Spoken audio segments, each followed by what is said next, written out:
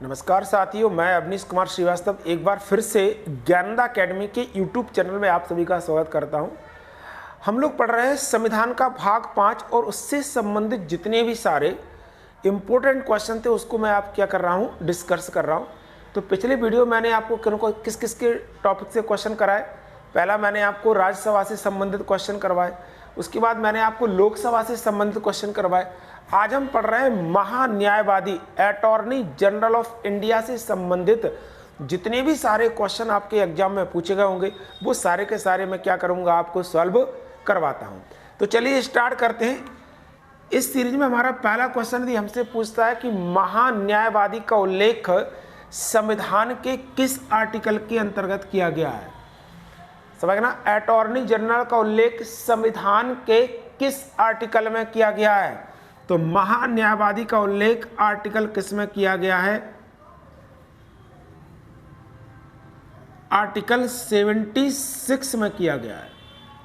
तो महान्यायवादी का उल्लेख आर्टिकल 76 के अंतर्गत किया गया है। तो आर्टिकल 76 के अनुसार भारत का एक महान्यायवादी होता है, इसका उल्लेख आर्टिकल 76 में किया गया है। दूसरा क्वेश्चन है आपका,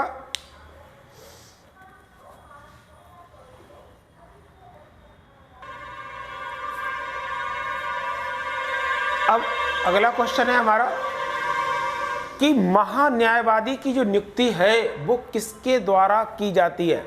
बहुत इंपॉर्टेंट क्वेश्चन है, कई बार हमसे एग्जाम में पूछेगा कि महान्यायवादी की जो नियुक्ति है वो किसके द्वारा की जाती है।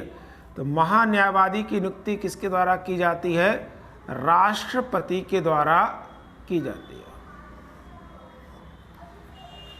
मैंने आपको वीडियो में पूरा बताया है कि यदि हमसे पूछता है नियुक्ति से संबंधित कोई भी क्वेश्चन आता है तो नियुक्ति केवल दो व्यक्ति करते हैं, या तो राष्ट्रपति नियुक्ति करेगा या नियुक्ति कौन करता है? राज्यपाल नियुक्ति करता है। तो सेंटर से संबंधित जितनी भी सारी नियुक्तियां होंगी वो राष्ट्रपति के द्वारा की जाएंगी। राज्य से संबंधित जितनी भी सारी नियुक्तियां वो किसके द्वारा की जाती हैं? राज्यपाल के द्वारा की जाती हैं। जैसे मैंने आपको बताया था, यदि पूछे प्रधानमंत्री की नियुक्ति किसके द्वारा की जाती है? राष्ट्रपति के द्वारा। राज्यपाल की नियुक्ति किसके द्वारा होती है? राष्ट्रपति के द्वारा।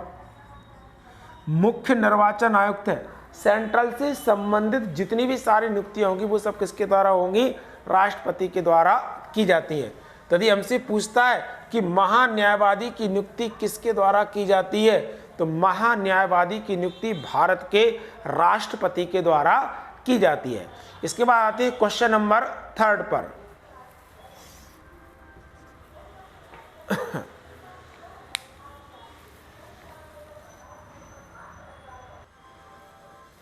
चलिए, अब है क्वेश्चन नंबर 3 कि महान्यायवादी का कार्यकाल यदि हमसे पूछता है कितने वर्ष का होता है। क्या क्वेश्चन है? महान्यायवादी का कार्यकाल कितने वर्ष का होता है। तो महान्यायवादी का कितना कार्यकाल होता है? इसका कोई भी निश्चित कार्यकाल नहीं होता है। क्या नहीं होता है? निश्चित कार्यकाल नहीं होता है। संविधान में इसके कार्यकाल का कोई प्रावधान नहीं है। तो क्या करता है? राष्ट्रपति के प्रसाद पर्यंत कार्य करता है। राष्ट्रपति के प्रसाद पर्यंत कार्य करता है। यदि हमसे पूछता है महान्यायवादी का कार्यकाल कितने वर्ष का होता है, तो इसका कोई भी निश्चित कार्यकाल नहीं होता है। क्या करता है? राष्ट्रपति के प्रसाद पर्यंत कार्य करता है। अभी हम अगला क्वेश्चन पढ़ेंगे कि भारत सरकार का प्रथम विधि अधिकारी कौन होता है। तो जो भी सरकार आती है वो अपने हिसाब से लीगल एडवाइस को क्या करती है? चेंज करती है। इसलिए इसका निश्चित कार्यकाल नहीं होता है। राष्ट्रपति के प्रसाद पर्यंत रहकर क्या करता है? काम करता है। 4th नंबर का क्वेश्चन है,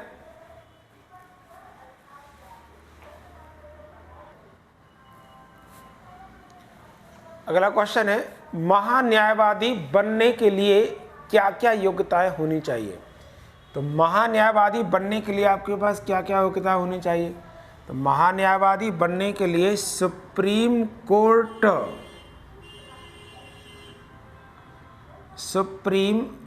कोर्ट का न्यायाधीश बनने की आपके पास क्या होना चाहिए? योग्यता होनी चाहिए।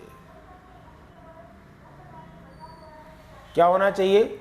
महान्यायवादी बनने के लिए सुप्रीम कोर्ट का न्यायाधीश बनने की आपके पास योग्यता होनी चाहिए। तो सुप्रीम कोर्ट के न्यायाधीश बनने के लिए योग्यता क्या होनी चाहिए? मैंने आपको बताया था कि भारत का नागरिक होना चाहिए, कम से कम उसने 10 वर्ष तक सुप्रीम कोर्ट या हाई कोर्ट में क्या कि विधि का व्यवसाय किया हो, या 5 साल तक क्या किया हो उसने, सुप्रीम कोर्ट ने न्यायाधीश के पद पर उसने क्या किया हो, काम किया हो हाई कोर्ट में, है ना। तो ऐसे व्यक्ति को हम क्या कर सकते हैं? भारत का महान्यायवादी नियुक्त कर सकते हैं। अगले नंबर का क्वेश्चन है,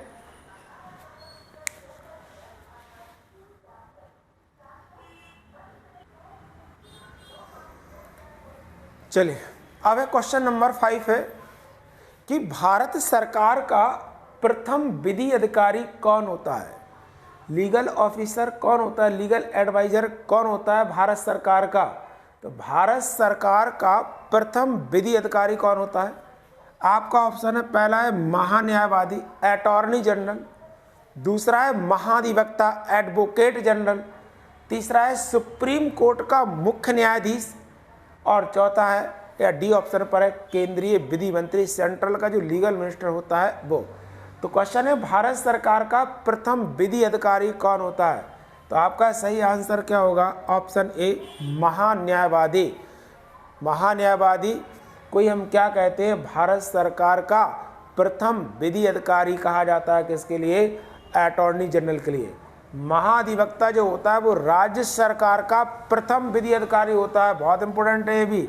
यदि हमसे पूछता है कि राज्य सरकार का प्रथम विधि अधिकारी कौन होता है, तो राज्य सरकार का प्रथम विधि अधिकारी कौन होता है? महाधिवक्ता होता है।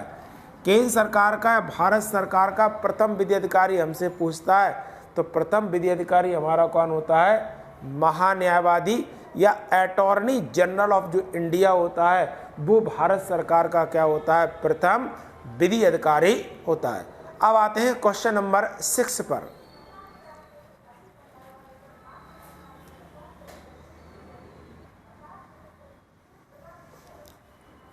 चलिए अब है क्वेश्चन नंबर 6 है कि भाई ऐसा कौन सा व्यक्ति है, क्या क्वेश्चन है? ऐसा कौन सा व्यक्ति है जो संसद का सदस्य ना रहते हुए भी उसकी प्रत्येक कार्रवाई में क्या करता है? भाग लेता है। सरकार की तरफ से क्या कर सकता है? भाषण दे सकता है, परंतु किसी भी विधेयक पर उसे मत देने का अधिकार नहीं होता है।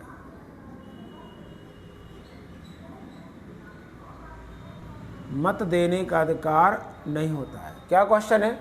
ऐसा कौन सा व्यक्ति है जो संसद का सदस्य ना रहते हुए भी उसकी प्रत्येक कार्रवाई में भाग लेता है, सरकार की तरफ से स्पीच दे सकता है, परंतु किसी भी विधेयक पर उसे मत देने का अधिकार नहीं होता है? आपका ऑप्शन है, पहला है मुख्य निर्वाचन आयुक्त, दूसरा है भारत का महान्यायवादी, तीसरा ऑप्शन है नीति आयोग का उपाध्यक्ष, और चौथा है भारत का मुख्य सूचना आयुक्त। तो आपका सही आंसर कौन सा होगा? भारत का महान्यायवादी एकमात्र ऐसा व्यक्ति है जो संसद का सदस्य ना रहते हुए भी सरकार की प्रत्येक कार्रवाई में भाग लेता है। सरकार को जब भी कानूनी मामलों में सलाह की आवश्यकता होती है, सलाह देती है, और यदि कोई क्वेश्चन करता है तो सरकार की तरफ से वो क्या कर सकता है? उस पर स्पीच भी दे सकता है। परंतु यदि कोई विधेयक संसद में प्रस्तुत होता है तो उस पर मत देने का अधिकार इसके लिए नहीं होता है। तो बहुत इंपॉर्टेंट क्वेश्चन है। एमपीपीएससी के एग्जाम में, यूपीपीएससी के एग्जाम में कई बार ये क्वेश्चन क्या हुआ है, एग्जाम में पूछा गया है। तो एग्जाम की दृष्टि से बहुत ज़्यादा इंपॉर्टेंट क्वेश्चन है। इसके लिए आप बिल्कुल याद कर लीजिए। यदि हमसे पूछता है ऐसा कौन सा व्यक्ति है जो संसद का सदस्य ना रहते हुए भी उसकी प्रत्येक कार्रवाई में क्या करता है? वो भाग लेता है, परंतु किसी विधेयक पर मत देने का अधिकार नहीं होता है। तो आपका आंसर क्या हो जाएगा? महान्यायवादी। ये भारत सरकार का क्या होता है? प्रथम विधि अधिकारी होता है, प्रथम लीगल एडवाइजर होता है। सरकार को कानूनी मामलों में क्या करता है? सलाह देता है। क्वेश्चन नंबर 7 है,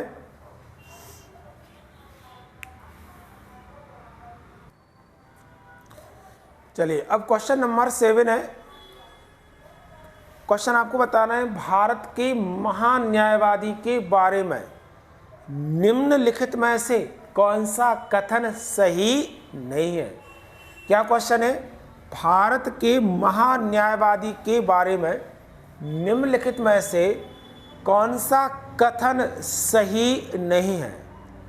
पहला है आपका, वह भारत सरकार का प्रथम विधि अधिकारी होता है। मैं आपको बता चुका हूं पहले, ये भारत सरकार का प्रथम लीगल एडवाइजर होता है। एकदम बिल्कुल सही आंसर है। तो ये तो गलत हो नहीं सकता है, क्यों? ये तो भारत सरकार का प्रथम विधि अधिकारी होता है। दूसरा क्वेश्चन, महान्यायवादी बनने के लिए वही योग्यताएं होनी चाहिए। अभी हमने पढ़ा कुछ समय पहले कि महान्यायवादी बनने के लिए क्या योग्यता होनी चाहिए। मैंने आपको बताया था सुप्रीम कोर्ट के न्यायाधीश बनने की क्या होनी चाहिए योग्यता। यही लिखा है कि महान्यायवादी बनने के लिए सुप्रीम कोर्ट के न्यायाधीश बनने की क्या होना चाहिए, योग्यता होनी चाहिए। क्या होना चाहिए महान्यायवादी बनने के लिए? सुप्रीम कोर्ट के न्यायाधीश बनने की योग्यता होनी चाहिए। तो दूसरा क्वेश्चन भी आपका क्या हो गया? सही हो गया। पहला भी सही है, दूसरा भी सही है। तीसरा क्या है? वह सरकार के लिए पूर्णकालिक वकील है। अभी हमने पता है, इससे पहले क्वेश्चन मैंने आपको बताया था कि ये सरकार, इसका कोई भी निश्चित कार्यकाल नहीं होता है। क्या करता है? राष्ट्रपति के प्रसाद पर्यंत काम करता है। तो पूर्णकालिक कैसे हो जाएगा? जैसी सरकार चेंज होगी तो ये क्या होगा? हट जाएगा। तो वह भारत सरकार के लिए पूर्णकालिक वकील नहीं होता है। हर समय सरकार जैसे बदलती रहती है तो क्या होता रहता है? वो चेंज होता रहता है। तो ये पहला तो एक हमारा एक गलत हुआ। दूसरा अगला ऑप्शन क्या है? महान्यायवादी की नियुक्ति किसके द्वारा की जाती है? तो महान्यायवादी की नियुक्ति किसके द्वारा की जाती है? भारत के राष्ट्रपति के द्वारा की जाती है। तो ये भी आंसर क्या है आपका? सही है। तो सही कौन सा हो जाएगा आपका? पहला एक आंसर सही है, दूसरा भी आंसर सही है और चौथा आंसर सही है। क्वेश्चन हमसे क्या किया था? कौन सा सही नहीं है? क्या क्वेश्चन किया था? कौन सा सही नहीं है? तो केवल ऑप्शन 3 आएगा। कौन सा? केवल 3 नंबर का जो है वो गलत है, क्योंकि भारत सरकार के लिए पूर्णकालिक वकील के रूप में काम नहीं करता है। बाकी हमारे ऑप्शन क्या है? सही है। सीडीएस के एग्जाम में पूछा है, पीसीएस के एग्जाम में क्वेश्चन पूछा है, इसलिए मैंने आपको बता दिया। ध्यान रखना, किसी भी स्थिति में कोई भी क्वेश्चन आपका गलत नहीं होना चाहिए। चलिए नेक्स्ट क्वेश्चन है क्वेश्चन नंबर 8।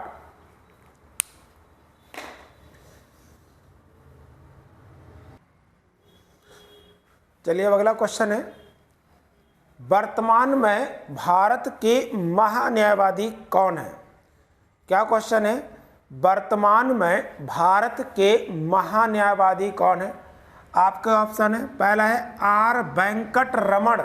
कौन सा ऑप्शन है आपका? पहला आर वेंकट रमण, दूसरा है राजीव कुमार, तीसरा है गिरीश चंद्र मुर्मू और चौथा ऑप्शन है आपका एन के गोस्वामी।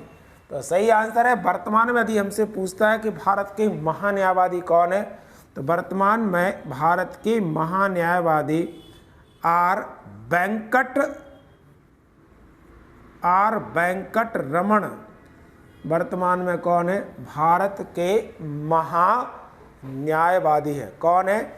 आर वेंकट रमण वर्तमान में भारत के महान्यायवादी है। बहुत इंपॉर्टेंट क्वेश्चन है। वर्तमान में भारत के महान्यायवादी पूछता है कौन है, तो आर वेंकट रमण वर्तमान में भारत के कौन है? महान्यायवादी। क्वेश्चन नंबर 9 देखिए,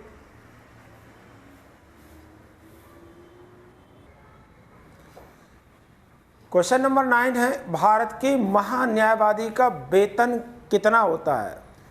भारत के महान्यायवादी का वेतन कितना होता है? मैंने आपको बताया था कि महान्यायवादी बनने के लिए क्या योग्यता होनी चाहिए? सुप्रीम कोर्ट के न्यायाधीश बनने की क्या होनी चाहिए? योग्यता होनी चाहिए। तो जितना वेतन सुप्रीम कोर्ट के न्यायाधीश का होगा उतना ही वेतन किसका होगा? भारत के महान्यायवादी का होगा। तो वर्तमान में सुप्रीम कोर्ट का जो न्यायाधीश होता है उसका वेतन कितना होता है? 2,50,000 रुपये प्रति माह उससे क्या मिलता है? वेतन प्राप्त होता है। तो भारत के महान्यायवादी का भी जो वेतन होता है वो कितना होता है? 2,50,000 रुपये प्रतिमाह से प्राप्त होता है। यदि पूछता है कि मुख्य न्यायाधीश का वेतन कितना होता है, तो मुख्य न्यायाधीश का वेतन जो होता है भारत का वो 2,80,000 रुपये प्रतिमाह क्या होता है, मुख्य न्यायाधीश का वेतन होता है। लास्ट आज के लिए क्वेश्चन नंबर 10 और पढ़ते हैं बस।